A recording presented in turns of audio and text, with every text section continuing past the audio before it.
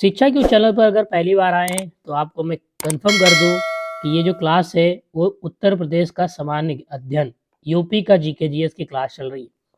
इसमें से 4-5 क्लासों में ये टॉपिक अगर हम बात करें जितने दिए हैं टॉपिक, इन टॉपिकों को मैंने ऊपर-ऊपर का पढ़ा दिया है थोड़ा संक्षिप्त में, ठीक है? अब हम लोग जो क्लास में पढ़ने जा रहे हैं वो थोड़ा विस्तार से पढ़ेंगे, डिस्क्रिप्टिव पढ़ेंगे कि कहाँ की मिट्टी कैसी है, कौन-सी मिट्टी कैसी है, कौन-सा मैदान कहाँ पाया जाता है, कहाँ पे कौन-सी फसल उगाई जाती है, ठीक है? यानी भौतिक संरचना और जलवायु का टॉपिक आज का रहने वाला है। तो अगर चैनल पर पहली बार आए तो प्लीज़ वीडियो को लाइक कर दीजिएगा और चैनल को सब्सक्राइब कर लीजिएगा, ठीक है? बेल आइकन भी दबा दीजिएगा, वीडियो पड़ेगा नोटिफ़िकेशन आ जाएगी। तो चलिए देर ना करते हुए, टाइम वेस्ट ना करते हुए हम लोग अपने टॉपिक पर बढ़ते हैं। उत्तर प्रदेश भौतिक संरचना एवं जलवायु की।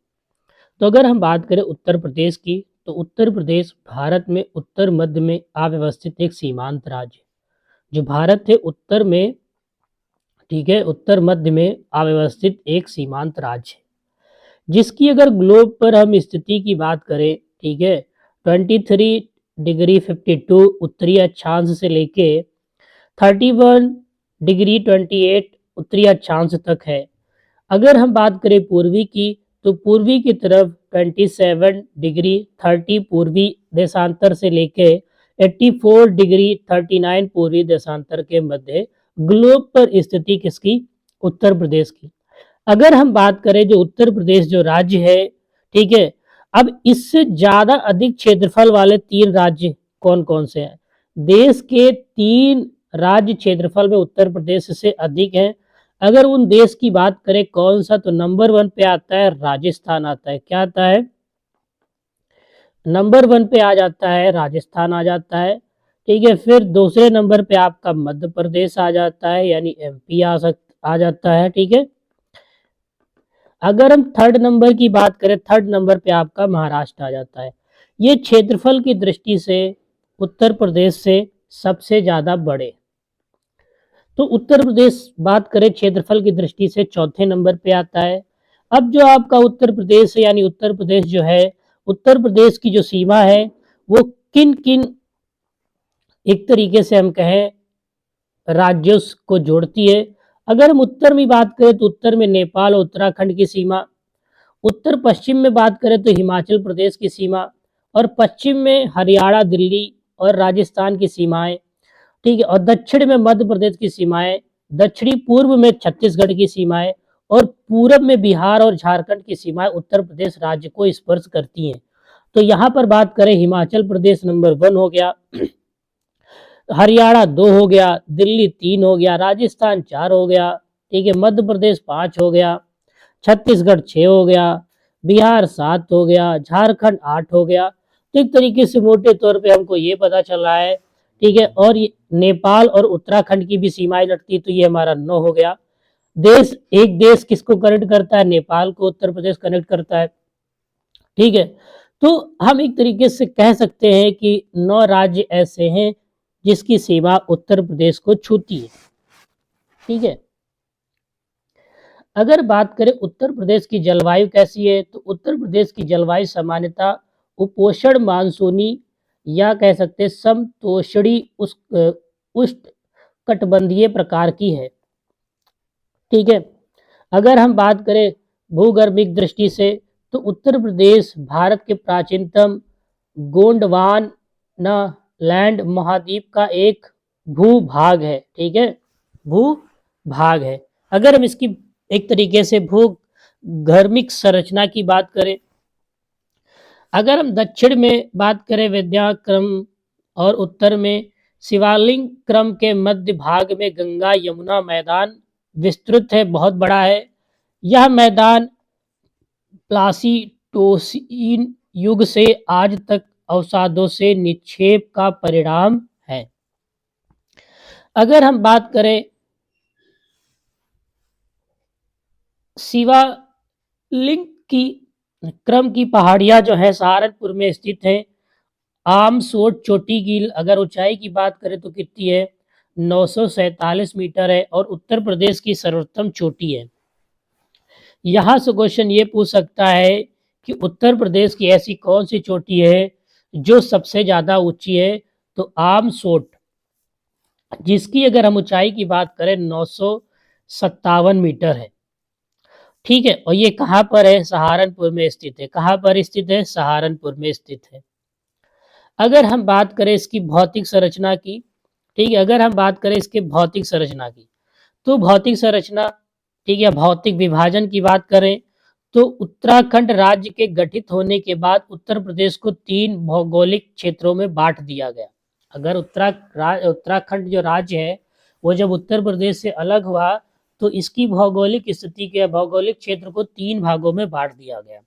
नंबर 1 पे आता है उत्तर का भाबर और तराई क्षेत्र, दूसरे नंबर पे आता है मध्य का मैदानी क्षेत्र, तीसरे नंबर पर आता है दक्षिण का पठारी क्षेत्र। अगर हम भाबर और तराई क्षेत्र की बात करें, ठीक है, तो उत्तर प्रदेश के सबसे उत्तरी क्षेत्र को बाबर क्षेत्र कहा जाता है। अगर हम भाबर की बात करें, भाबर की, तो उत्तर प्रदेश का सबसे जो उत्तरी क्षेत्र है उसको भाबर क्षेत्र कहा जाता है, जो परावर्तीय पद पर स्थित है। ठीक है, अब यहाँ पर ये आता है कि जो पर्वतीय, ठीक है, और पर्वतीय पाद पर क्या है? ये स्थित है ये। ठीक है, और यह जो तराई क्षेत्र है, ठीक है, उत्तरी छोर पर एक पतली पट्टी के रूप में पश्चिम में सहारनपुर से लेकर, ठीक है, और पूरब में जो देवरिया है और कुशीनगर है, ठीक है, यहाँ तक ये फैला हुआ है। अगर हम बात करें सहारनपुर के आसपास की, तो सहारनपुर के आसपास के क्षेत्र में भाबर की चौड़ाई लगभग आपकी पड़ जाती है 34 किलोमीटर। ठीक है, भाबर की। ठीक है, और लेकिन जैसे जैसे पूरब की ओर हम बढ़ते जाते हैं तो ये चौड़ाई क्या होती है भाबर की? कम होती जाती है। भाबर क्षेत्र क्या होता है? तो भाबर क्षेत्र की भूमि कैसी होती है? ये कंकड़ पत्थर से निर्मित होती है। याद रखना, अगर हम इसकी भूमि की बात करें, भाबर की भूमि की बात करें, यहाँ पर क्वेश्चन याद रखना पूछ सकता है कि जो भाबर की जो भूमि होती है वो कैसी होती है? तो कंकड़ पत्थरों से निर्मित होती है। कैसी होती है? कंकड़ कंकड़ पत्थरों से क्या होती है? निर्मित होती है। ठीक है, क्या होती है? निर्मित होती है। अगर हम बात करें भाबर की, तो भाबर क्षेत्र की भूमि कंकर पत्थरों से, ठीक है, से निर्मित पर्वतीय पाद प्रदेश में होती है। ठीक है, याद रखना। अगर थोड़ा और आगे हम बढ़ते तो देखते हैं कि उत्तर प्रदेश के सहारनपुर, बिजनौर, पीलीभीत, शाहजहांपुर और लखीमपुर जनपद में है। ठीक है, ये एक तरीके से वहां पर ऐसा क्षेत्र पाया जाता है। कभी कभी ये भी पूछता है कि जो भाबर क्षेत्र है इसका विस्तार कहाँ तक है? तो कह सकते हो सहारनपुर, बिजनौर, पीलीभीत, शाहजहांपुर, लखीमपुर जनपद में। अब भाबर की बात करें तो भाबर क्षेत्र में नदियां लुप्त हो जाती हैं। जहां पर नदियां लुप्त हो जाती हैं तो एक तरीके से हम कह सकते हैं जो नदी में पानी आता रहता है, फिर नदियां सूख जाती, तो नदियां जब आती यानी पानी अपने साथ जब पहाड़ों से लेके पहाड़ों से पानी आता है, यानी पहाड़ों से पानी आता है या पानी पहाड़ों से आता है तो अपने साथ कंकड़ पत्थर लेके आता है। फिर जब वो पानी सूख जाता है तो कंकड़ पत्थर वही रह जाते हैं और इससे क्या हो जाता है? वहां का क्षेत्र कंकड़ पथरीला हो जाता है। तो ऐसा हम लोग कह सकते हैं कि ऐसे वहां पर कंकड़ पत्थर पाए जाते हैं। अगर हम बाबर क्षेत्र में नदियां कैसे लुप्त हो जाती हैं ये आपको पता होना चाहिए। ऐसा कौन सा क्षेत्र है जहां पर नदियां लुप्त हो जाती? तो भाबर क्षेत्र। ये ऐसे क्वेश्चन पूछेगा कि उत्तर प्रदेश का कौन सा ऐसा क्षेत्र है जहां पर नदियां लुप्त हो जाती है? तो भाबर क्षेत्र। भाबर क्षेत्र कृषि की दृष्टि से उपयोगी नहीं होगा। रीजन क्या होगा इसके पीछे? जब वहां की भूमि पर कंकड़ पत्थर होंगे तो वो उपजाऊ जमीन कहाँ से होगी? कोई चांस ही नहीं है उपजाऊ होने की। ठीक है, भाबर क्षेत्र की के ठीक दक्षिण में तराई क्षेत्र की पट्टियां पाई जाती। अब कभी कभी ये भी क्वेश्चन यहाँ से पूछ सकता है कि जो भाबर का क्षेत्र है उसके किस और तराई क्षेत्र की पट्टियां पाई जाती है? तो दक्षिण में, जो दलदली और गाद मिट्टी वाले अवसादों से निर्मित होती है। जब पानी आता है, पानी चला जाता है तो वहां पर दलदल बन जाता है। ठीक है, अब दलदल धीरे धीरे सूखता रहता है। ठीक है, तो एकदम जमीन और खराब हो जाती है। समझ रहे हो विनोद? हाँ, तराई क्षेत्र समतल नम होता है। तराई क्षेत्र कैसा होता है? हमेशा तराई क्षेत्र हमेशा समतल और नम होता है। इस क्षेत्र में गन्ना, धान, गेहूं, जाट के फसल चक्र द्वारा रिकॉर्ड उत्पादन किया जा सकता है। अब जो तराई क्षेत्र होता है वो कैसा होता है, नम होता है, और इस क्षेत्र में सबसे ज्यादा आपको धान मिलेगा, गेहूं मिलेगा, जाट होगा, और इसमें फसल का उत्पादन बहुत ज्यादा होता है। क्या होता है, बहुत ज्यादा होता है। क्या होता है, बहुत ज्यादा होता है। लेकिन तराई क्षेत्र की जो जलवायु होती है वो उत्तम नहीं होती। ये चीज आपको पता होना चाहिए कि जलवायु क्षेत्र की जो तराई क्षेत्र की जो जलवायु होती है वो स्वास्थ्य के लिए अच्छी नहीं होती। इस क्षेत्र में गन्ना, धान, गेहूं, जाट के फसल चक्र द्वारा रिकॉर्ड उत्पादन किया जाता है, जैसे पहले बताया। इसकी जलवायु स्वास्थ्य के लिए क्या होती, अच्छी नहीं होती। किसकी, यहाँ पर याद रखना, ये क्वेश्चन ऐसे पूछेगा कि ये बताओ किस क्षेत्र की जलवायु स्वास्थ्य के लिए अच्छी नहीं होती है, तो तुमको पता होना चाहिए तराई क्षेत्र कह सकते हो या भाबर क्षेत्र। इसकी जो जलवायु होती है वो अच्छी नहीं होती है। अगर हम बात करें इस क्षेत्र में साल, हल्दू, सेमल, सूख आदि के वृक्ष और लंबी घासें पाई जाती हैं। याद रखना ये पॉइंट अच्छा आता है कि किस क्षेत्र में लंबी घासें पाई जाती हैं। ठीक है, तो कह सकते हो तराई क्षेत्र कह सकते हो या भाबर क्षेत्र में लंबी घासें पाई जाती है। याद रखना क्वेश्चन आपको ये पता होना चाहिए कि क्वेश्चन का, देखो आंसर तो एक ही रहता है प्रश्न का, लेकिन जो उसका क्वेश्चन होता है ना वो चेंज होता रहता है। क्वेश्चन चेंज होता है, घुमाता रहता है। जो चीज फिक्स है वो कहाँ जाएगी। अगर हम बात करें मध्य का मैदानी क्षेत्र, अब मध्य के मैदानी क्षेत्र की बात करें तो ये एक तरीके से बात करें दक्षिण के पठारी क्षेत्र तथा उत्तर के भाबर तराई क्षेत्र के मध्य क्षेत्र को मैदानी क्षेत्र या गंगा यमुना का मैदानी दोआब कहा जाता है। याद रखना यहाँ पर गंगा यमुना का मैदानी दोआब कहा जाता है। किसको, दक्षिण के पठारी क्षेत्र और उत्तर के भाबर तराई क्षेत्र के मध्य क्षेत्र को। ठीक है, या इसके बीच के हिस्से को एक तरीके से हम कह सकते हैं गंगा यमुना का मैदानी दोआब कहा जाता है।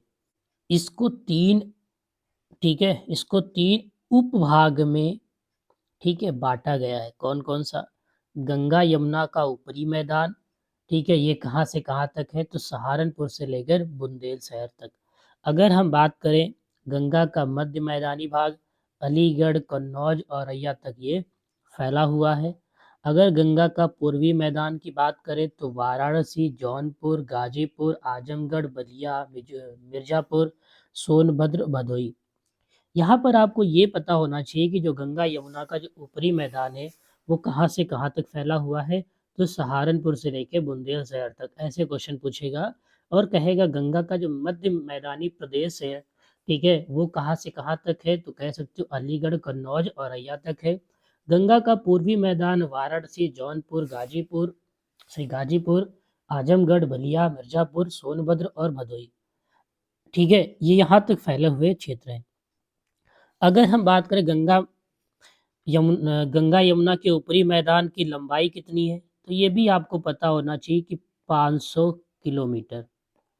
ठीक है, गंगा यमुना के जो ऊपरी मैदान है इसकी जो लंबाई है, ठीक है, तो 500 किलोमीटर है। ठीक है, कितनी है, 500 किलोमीटर है।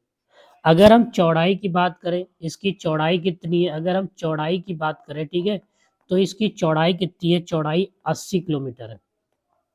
कितनी है चौड़ाई इसकी, कितनी है, 80 किलोमीटर है। कितनी है, 80 किलोमीटर है। ठीक है, याद रखना ये पॉइंट यहाँ से पूछ सकता है। ठीक है, अब जो गंगा का जो मैदान होता है उसका निर्माण कैसे होता है आपको ये भी पता होना चाहिए। तो गंगा के मैदान का निर्माण भाबर तथा दक्षिण पूर्वी क्षेत्र को छोड़कर नदियां जो पहानी या नदियां जो द्वारा जो बहकर एक तरीके से जलोढ़ मिट्टी आती है उसी से बनता है। ठीक है, याद रखना जो गंगा के मैदान का जो निर्माण कैसा होता है, जो भाबर है, ठीक है, भाबर तथा दक्षिण पूर्वी को छोड़कर जो नदियां अपने साथ बहाकर लाई लाती हैं, काप लाती है, यानी जिसे हम जलोढ़ मिट्टी कहते हैं, उसी से हम एक तरीके से कह सकते हैं गंगा के मैदान का निर्माण होता है। अगर हम बांगर क्षेत्र की बात करें, उस क्षेत्र को कहते हैं जहां नदियां के बाढ़ का पानी नहीं पहुंच पाता। ये बढ़िया पॉइंट है। क्वेश्चन तुमसे ये कहेगा कि उस क्षेत्र को क्या कहते हैं जहां नदियों की बाढ़ का पानी नहीं पहुंच पाता, तो भांगर कहते हैं, ठीक है, भांगर।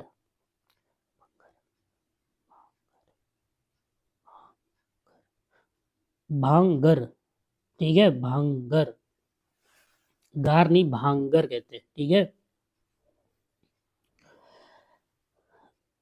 खादर क्षेत्र किसे कहते हैं? तो जहां नदियां द्वारा प्रतिवर्ष मिट्टी की परतों में परिवर्तन होता रहता है। ये पॉइंट इधर से याद रखना है। ये थोड़े कहेंगे कि घाघर के क्षेत्र को कहते हैं, हो सकता नहीं, इसका पॉइंट उठा के ये पूछ सकता है कि ठीक है, जहां नदियों द्वारा प्रतिवर्ष मिट्टी की परतों में परिवर्तन होता है उस क्षेत्र को क्या कहते हैं? तो उस क्षेत्र को हम लोग क्या कहते हैं? खादर कहते हैं। क्या कहते हैं? खादर क्षेत्र कहते हैं, ठीक है। क्या कहते हैं? खादर क्षेत्र कहा जाता है, ठीक है। गंगा के संपूर्ण मैदानी प्रदेश की समुद्री तल से औसत लंबाई कितनी है? तो आपको पता होना चाहिए। ऊंचाई कितनी है? 50 मीटर से लेकर 300 मीटर तक। ये बढ़िया क्वेश्चन है। गंगा के संपूर्ण मैदानी भाग की जो समुद्री तल से औसत ऊंचाई कितनी है? 50 से लेकर 300 मीटर तक है, ठीक है। अगर हम बात करें गंगा के खादर क्षेत्रों में नदियां द्वारा अधिक अवरण क्षय होने से बीहड़ों के निर्माण होते हैं। यहाँ पर क्वेश्चन याद रखना, ये पूछेगा कि बीहड़ों का निर्माण कैसे होता है। बीहड़ों का निर्माण कैसे होता है? जो खादर क्षेत्र में नदियां द्वारा जो अधिक आवरण क्षय होने से बीहड़ का क्या होता है? निर्माण हो जाता है, ठीक है, निर्माण हो जाता है, ठीक है। जैसे आपकी बात करें क्षेत्र आपके कौन कौन से हो जाते हैं, जैसे आपका यमुना और चंबल के तटवर्ती क्षेत्र क्या है? बीहड़ क्षेत्र कहलाते हैं। क्या कहलाते हैं? बीहड़ क्षेत्र कहलाते हैं। और यहाँ की जो मिट्टी होती है वो अत्यंत अनउपजाऊ होती है, यानी कि एक तरीके से हम कह सकते हैं ज्यादा उपजाऊ नहीं होती है। अगर हम गंगा के मैदान का निर्माण भूगर्भिक काल की दृष्टि से प्लासीटोसिन काल में हुआ था। क्षेत्र के आधार पर गंगा के मैदान को 4 भागों में बांटा गया। याद रखना, अगर क्षेत्र के आधार पर बात करें तो गंगा को 4 भागों में बांटा गया। ये इंपॉर्टेंट पॉइंट है, यहाँ से एग्जाम में क्वेश्चन बनते हैं कि क्षेत्र के आधार पर गंगा के मैदान को कितने भागों में बांटा गया है? तो 4 भागों में बांटा गया है। नंबर 1 पे आता है गंगा यमुना का दोहब, ठीक है। अब इसका विस्तार एक तरीके से ऊपरी मैदान है, मध्य मैदान है और पूर्वी मैदान है, ठीक है। अगर हम ऊपरी मैदान की बात करें, इसके अगर हम ऊपरी मैदान की बात करें, किसकी बात करें? ऊपरी मैदान की बात करें, ठीक है, ऊपरी मैदान की बात करें, ठीक है, किसकी? ऊपरी मैदान की बात करते हैं, ठीक है। तो ऊपरी मैदान में आपका सहारनपुर से बुंदेलशहर तक आता है, जैसे पहले ही बता दिया। अगर हम इसके मध्य भाग की बात करिए, टॉपिक तो मैंने पहले पढ़ा ही दिया है, ठीक है। अब मध्य मैदान की बात करें, सहारनपुर, बिजनौर, मुजफ्फरनगर, मेरठ, बुंदेलशहर, मथुरा, आगरा, मैनपुरी, ईटा, मुरादाबाद, बरेली, बदायूं, यहाँ तक फैला है। अगर हम पूर्वी मैदान की बात करें, यहाँ पर ये पॉइंट आ जाता है पूर्वी मैदान, ठीक है। देखो, जिसमें कम होंगे क्षेत्र, ठीक है, वहां के बारे में पूछ सकता है, क्योंकि ज्यादा बच्चे याद नहीं कर पाएंगे, तो कम को याद किया जा सकता है। अगर पूर्वी मैदान की बात करें तो कानपुर से लेके प्रयागराज तक है, ठीक है। कहाँ से है? कानपुर से लेके, ठीक है, कानपुर से लेके प्रयागराज, ठीक है, ठीक है। अगर हम रोहेलखंड मैदान की बात करें, ठीक है, अब ये रोहेलखंड मैदान की बात करें, ये आपका प्रदेश के उत्तरी पश्चिमी रामगंगा तथा उसकी सहायक नदियों द्वारा निर्मित होता है। याद रखना, यहाँ से क्वेश्चन पूछ सकता है कि जो रोहेलखंड मैदान है, ठीक है, वो किन नदियों के द्वारा इसका निर्माण होता है? तो याद रखना, इसका निर्माण किससे होता है, किससे निर्मित होता है? जो उत्तर पश्चिम में, ठीक है, उत्तर पश्चिम में रामगंगा क्या है? याद रखना, उत्तर पश्चिम में रामगंगा, ठीक है, रामगंगा तथा उसकी सहायक नदियां, तथा उसकी क्या है? सहायक नदियां, सहायक नदियां, ठीक है, क्या है? सहायक नदियां, सहायक सहायकी नहीं, सहायक होगा, ठीक है, सहायक नदियां, ठीक है, द्वारा इसका होता है निर्माण होता है। अब रोहेलखंड की बात करें तो ये आपका बरेली आ जाता है, अमरोहा आ जाता है, बिजनौर आ जाता है, मुरादाबाद, ठीक है, बदायूं आ जाता है, रामपुर, पीलीभीत, संभल, ये क्षेत्र क्या है, रोहेलखंड मैदान के क्षेत्र आते हैं। अब अवध का मैदान क्या बात, देखो क्वेश्चन ऐसे पूछेगा कि रोहेलखंड का जो मैदान है वो किस नदी के द्वारा होता है, तो प्रदेश के जो उत्तरी पश्चिमी में जो राम गंगा है और उसकी जो सहायक नदियां हैं उसके द्वारा ही क्या होता है, इसका निर्माण होता है, ठीक है। अगर हम अवध के मैदान की बात करें तो प्रदेश में दक्षिणी पूर्व में गंगा है, सरयू है, जिसे घाघरा कहा जाता है, और गोमती नदियों द्वारा इस मैदान का निर्माण होता है, किसका, अवध का। याद रखना इसका किसका निर्माण होता है, ये कैसे निर्मित होती है, ठीक है, इसका निर्मित मैदान, तो इसका जो निर्मित मैदान होता है, ठीक है, दक्षिण में, ठीक है, दक्षिण में, ठीक है, दक्षिण पूरब में क्या है आपकी, गंगा है, क्या है, गंगा, ठीक है, सरयू, ठीक है, जिसे घाघरा कहा जाता है, और गोमती, ठीक है, गोमती, इसके द्वारा क्या होता है, अवध का मैदान का निर्माण होता है। अगर पूर्वांचल के मैदान की बात करें, किसकी, पूर्वांचल में, तो पूर्वी भाग में गंगा, याद रखना पूर्वी भाग में पूर्वी भाग में, ठीक है, पूर्वांचल में पूर्वी भाग में, ठीक है, गंगा, ठीक है, राप्ती, ठीक है, एवं घाघरा, घाघरा नदियों द्वारा क्या होता है, ठीक है, नदी द्वारा, नदी द्वारा क्या होता है, निर्मित होती है। कैसे, पूर्वांचल के मैदान क्या होते हैं, निर्मित होते हैं, ठीक है। अब पूर्वांचल की कौन कौन से मैदान हो गए, जैसे आपका जौनपुर, आजमगढ़, वाराणसी, रविदास नगर, बलिया, गाजीपुर, और अवध का मैदान हरदोई, सीतापुर, लखनऊ, अयोध्या, अमेठी, सुल्तानपुर, ऐसे कुछ क्षेत्र हैं जो अवध के क्षेत्र कहलाते हैं, ठीक है। तो क्षेत्र तो बच्चों को याद रहता है, लेकिन अवध का जो मैदान होता है किस नदी के द्वारा निर्मित होता है, तो गंगा, सरयू, गोमती से कह सकते हो। पूर्वी की बात करें, पूर्वांचल की बात करें, पूर्वांचल का मैदान गंगा, राप्ती और घाघरा नदी द्वारा क्या होता है, इसका निर्माण होता है। अगर रोहेलखंड मैदान की बात करें तो उत्तरी पश्चिम रामगंगा तथा उसकी जो सहायक नदी होती है उसके द्वारा होता है, ठीक है। तो यहाँ से इंपॉर्टेंट पॉइंट पूछे जा सकते हैं, ये आपका इंपॉर्टेंट पॉइंट है। दक्षिण का पहाड़ी पठार क्षेत्र की बात करें, दक्षिण का पहाड़ी पठारी क्षेत्र की बात करें तो दक्षिण का पहाड़ी पठारी क्षेत्र की बात करें तो मध्य के मैदान क्षेत्र के ठीक दक्षिण में स्थित है। याद रखना ये जो पठारी क्षेत्र है वो मध्य के मैदान क्षेत्र के ठीक दक्षिण में क्या है, स्थित है। अगर हम बात करें इस पठार की औसत ऊंचाई कितनी है, तो इस पठार की औसत ऊंचाई लगभग 300 मीटर है। कितनी है, 300 मीटर है, ठीक है। लेकिन इसकी कुछ पहाड़ियाँ लगभग 600 मीटर भी ऊंची है, ठीक है, कुछ पहाड़ियाँ इसमें कह सकते हैं 600 मीटर तक की ऊंची है, 600 मीटर तक की ऊंची है।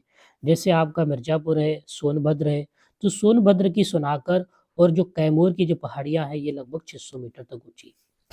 अब ये जो पहाड़ है ये प्राचीन चट्टानों एवं नीस चट्टानों से निर्मित भूमि प्रायः कंकरीली और ऊजड़ होती है, ठीक है, क्या होती है, कंकरीली और ऊजड़ होती है।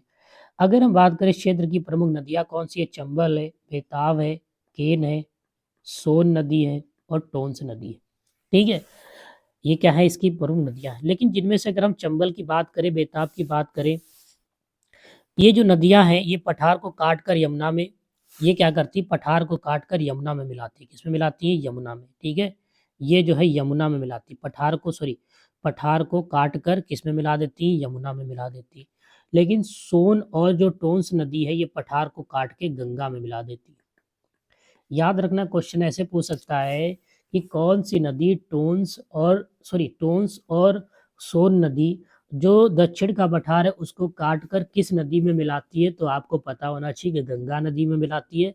अगर चंबल और बेताब और केन की बात करें, ये नदी जो दक्षिणी पठार होता है पठार को काट कर यमुना में मिला देती है, इससे हम कह सकते हैं यमुना में बालू वालू और कंकड़ पत्थर आ जाते हैं। ठीक है, जो पूरा जो पठारी क्षेत्र होता है इसमें वर्षा क्या होती है, बहुत ही कम होती है। जब वर्षा कम होती है तो यहाँ पर जो वृक्ष होते हैं उनका जो आकार होता है वो ज़्यादा बढ़ नहीं पाता है, क्योंकि भीषण गर्मी बढ़ती है, जिस वजह से यहाँ के जो पौधे होते हैं, वृक्ष होते हैं, ये पूरी तरीके से विकसित नहीं हो पाते।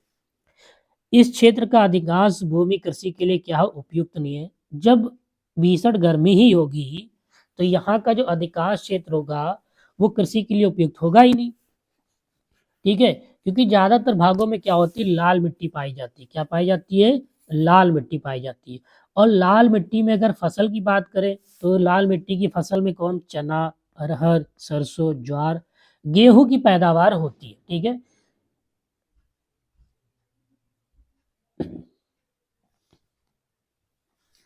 अगर हम बात करें उत्तर प्रदेश की जलवायु, अब उत्तर प्रदेश की जलवायु की बात करते हैं। ठीक है, तो सामान्यतः, ठीक है, या सामान्य रूप से प्रदेश की जलवायु कैसी है? ठीक है, उष्ण कटिबंधीय तथा मानसूनी है। याद रखना, उत्तर प्रदेश की अगर जलवायु कैसी है, उष्ण कटिबंधीय और मानसूनी है। याद रखना, ये क्वेश्चन पूछा जा सकता है कि सामान्य रूप से प्रदेश की जलवायु कैसी है, उष्ण, ठीक है, कटिबंधीय व मानसूनी है, जिसे समतोषण, उष्ण कटिबंधीय या उपोष्ण मानसूनी कहते हैं, जो स्टार्टिंग में मैंने बता दिया था। ठीक है, अगर हम बात करें ये कितने भाग में डिवाइड है, तो ये 3 भाग में आपकी पड़ जाती है। समर सेक्शन हो जाता है, ठीक है, वर्षा की ऋतु हो जाती है, ठीक है, और सर्दी वाली, तो 3 भागों में बढ़ जाती है। अगर हम ग्रीष्म ऋतु की बात करें, गर्मी की बात करें, ठीक है, तो गर्मी ऋतु की बात करें जब सूर्य हमारा कर्क रेखा की ओर बढ़ने लगता है, यानी जो सूर्य होता है वो कर्क रेखा की ओर बढ़ने लगता है, बढ़ने के साथ साथ ही क्या करता है, प्रदेश के तापमान में वृद्धि करना शुरू कर देता है। याद रखना कि जो कभी कभी पूछता है कि उत्तर प्रदेश में गर्मी का सेक्शन या गर्मी ऋतु कब शुरू हो जाती है, तो उसके पीछे का रीजन क्या होता है, जो सूर्य है वो कर्क रेखा की ओर बढ़ने के साथ साथ प्रदेश के तापमान में वृद्धि कर देता है, जिससे वृद्धि होना शुरू हो जाती है। और जून, ठीक है, जून की बात करें तो जून में सबसे ज्यादा गर्मी होने लगती है। ठीक है, और इस समय क्या होता है, सूर्य कर्क रेखा पर सीधे चमकता है। याद रखना कि किस महीने में, क्वेश्चन ऐसे पूछेगा किस मंथ में या किस महीने में, ठीक है, सूर्य, ठीक है, सीधे चमकता है, तो जून महीने में। ग्रीष्म ऋतु में प्रदेश का औसत अधिकतम तापमान कितना रहता है, 36 डिग्री सेल्सियस से लेकर 39 डिग्री सेल्सियस तक, तथा औसत न्यूनतम तापमान कितना रहता है, 21 डिग्री सेल्सियस लेकर 23 डिग्री सेल्सियस तक रहता है। और औसत तापमान की बात करें वो 14 डिग्री सेल्सियस रहता है। कितना? 14 डिग्री सेल्सियस रहता है। ये इंपॉर्टेंट पॉइंट है। पूछेगा कि ग्रीष्म ऋतु में प्रदेश की जो औसत अधिकतम तापमान कितना है, तो 36 डिग्री से लेकर 39 डिग्री तक। अगर औसत न्यूनतम तापमान की बात करेगा तो आप कहोगे 21 डिग्री से लेकर 23 डिग्री सेल्सियस तक। अगर पूछेगा औसत, ठीक है, औसत तापमान की पूछेगा कि तापांतर कितना रहता है, तो कह सकते हो 14 डिग्री सेल्सियस रहता है। इस ऋतु में कर्क रेखा नजदीक होने के कारण प्रयागराज, कानपुर, फतेहपुर, आगरा, बांदा, चित्रकूट, महोबा, झांसी, हमीरपुर, जालौन, ललितपुर, ठीक है, बुंदेलखंड, ये नगरों का तापमान 40 डिग्री सेल्सियस लेकर 47 डिग्री तक पहुंच जाता है। क्या होता है? पहुंच जाता है। क्या होता है? पहुंच जाता है। ठीक है, कभी कभी ये पूछता है, ठीक है, कि किस ऋतु में कर्क रेखा सबसे नजदीक रहती है। ठीक है, तो कह सकते हो गर्मी में। लेकिन कौन से स्टेट के सबसे नजदीक रहते हैं, तो थोड़ा आपको पता होना चाहिए। प्रयागराज, कानपुर, फतेहपुर, आगरा, बांदा, चित्रकूट, महोबा, झांसी, हमीरपुर, जालौन, ललितपुर, बुंदेलखंड नगरों का जो तापमान होता है इसी वजह से 40 डिग्री से लेकर 47 डिग्री तक पहुंच जाता है। इस ऋतु में विशेषकर जून महीने में पश्चिमी हवाएं तीव्र हो जाती, जिन्हें क्या कहा जाता है? लू कहा जाता है। ठीक है, जून महीने में कौन सी हवा चलती है? लू चलती है। क्या चलती है? लू चलती है। ठीक है, जिसे पश्चिमी हवा भी कहा जा सकता है। ठीक है, सबसे ज्यादा गर्मी भी होती है। अगर सबसे अधिक गर्मी की बात करें तो आगरा, झांसी, और सबसे कम बरेली में होती है। ठीक है, कहाँ होती है? बरेली में होती है। कहाँ होती है? बरेली में होती है। ठीक है, कहाँ होती है? बरेली में होती है। इसमें धूल चलती, धूल भरी आंधी चलती, तूफान चलता है। ठीक है, बरेली में पड़ती है। ठीक है, क्वेश्चन याद रखना, सबसे अधिक गर्मी आगरा झांसी और सबसे कम गर्मी गर्मी कहाँ होती है? बरेली में होती है। कहाँ होती है? सॉरी, बरेली में पड़ती है। अगर हम वर्षा ऋतु की बात करें तो उत्तर प्रदेश की 75 से 80% वर्षा बंगाल की खाड़ी से उठने वाले दक्षिणी पश्चिम मानसून से होती है। कभी कभी क्वेश्चन ऐसे पूछेगा कि जो उत्तर प्रदेश की लगभग 80 से 85% वर्षा कहाँ से होती, कैसे होती, तो बंगाल की खाड़ी से उठने वाले जो दक्षिण और पश्चिमी मानसून से क्या होती है? होती है।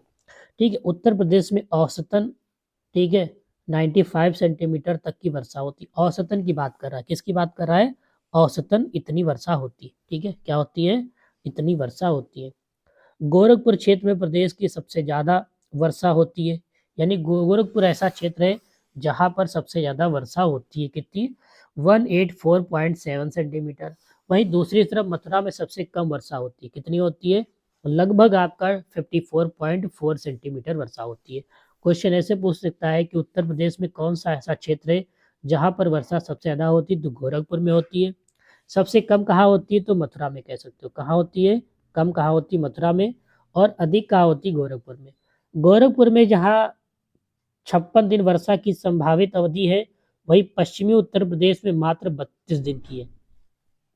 उत्तर प्रदेश में सबसे भीषण बाढ़ कब आई थी? तो 1978 में आई थी, 1978 में आई थी, जिससे प्रदेश की लगभग 23% आबादी क्या हुई थी? प्रभावित हुई थी। तो यहाँ से क्वेश्चन अगर पूछना चाहेगा तो पूछ लेगा कि उत्तर प्रदेश में सबसे भीषण बाढ़ कब आई थी? 1978 में आई थी। या क्वेश्चन ऐसे पूछ सकता है किस बाढ़ में जो प्रदेश की लगभग 33% आबादी प्रभावित हुई थी? तो कह सकते हो जो 1978 में आई थी। अगर हम शीत ऋतु की बात करें, विंटर सेक्शन की बात करें, ठीक है, विंटर सेक्शन की बात करें, ठीक है, तो विंटर सेक्शन की अगर बात करते हैं तो प्रदेश में यह जो ऋतु होती है नवंबर से फरवरी तक रहती है। कहाँ से रहती है? एक तरीके से हम कह सकते हैं ये प्रदेश में यह ऋतु नवंबर से लेकर फरवरी तक रहती है। ठीक है, और जनवरी तक निरंतर गिरता रहता है। जनवरी तक क्या होता है? तापमान क्या होता है? निरंतर गिरता रहता है। और जनवरी जो होता है प्रदेश का सबसे ठंडा महीना हो जाता है। ठीक है, प्रदेश में शीत ऋतु में तापमान दक्षिण से उत्तर की ओर कम होता रहता है। प्रदेश में जो होता है शीत ऋतु में तापमान दक्षिण से उत्तर की ओर क्या होता है? कम होता रहता है। ठीक है, उत्तरीय पश्चिमी जिलों में शीत ऋतु में औसतन तापमान अन्य सभी क्षेत्रों से सबसे कम लगभग 10 डिग्री सेल्सियस रहता है। ठीक है, तो आज के लिए बस इतना ही। धन्यवाद। जय हिंद, जय भारत।